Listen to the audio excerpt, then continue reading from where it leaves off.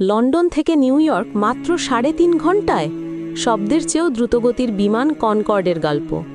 Concord শুধু একটি বিমান ছিল না, এটি ছিল গতি, বিলাসিতা এবং মানুষের উচ্চাকাঙ্ক্ষার প্রতীক।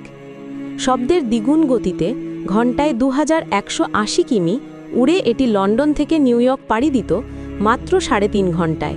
ইতিহাসে যে কোনো যাত্রীবাহী বিমানের চেয়ে দ্রুত, প্লাস আকাশে বিলাসিতা।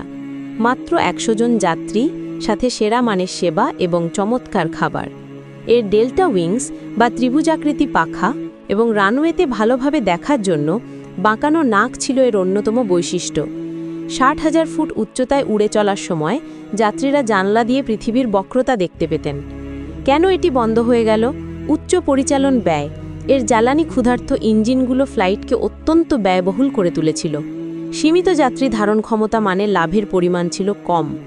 সনিক বুমের কারণে এটি শুধুমাত্র সমুদ্রের ওপর দিয়েই সুপারসনিক গতিতে উঠতে পারত।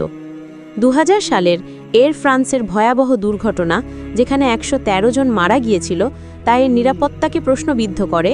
অবশেষে 2003 সালে ব্রিটিশ এয়ারওয়েজ এবং এয়ার ফ্রান্স কনকর্ডকে অবসরে পাঠায়, যা সুপারসনিক যাত্রীবাহী ভ্রমণের এক যুগের অবসান ঘটায়। তবুও কনকর্ড আজও উদ্ভাবনের এক কালজয়ী প্রতীক, যা নাসার X-59 এবং বুম ওভারচারের মতো নতুন সুপারসনিক প্রকল্পগুলোকে অনুপ্রাণিত করে চলেছে। শব্দের চেয়েও দ্রুত ওড়ার স্বপ্ন আজও বেঁচে আছে।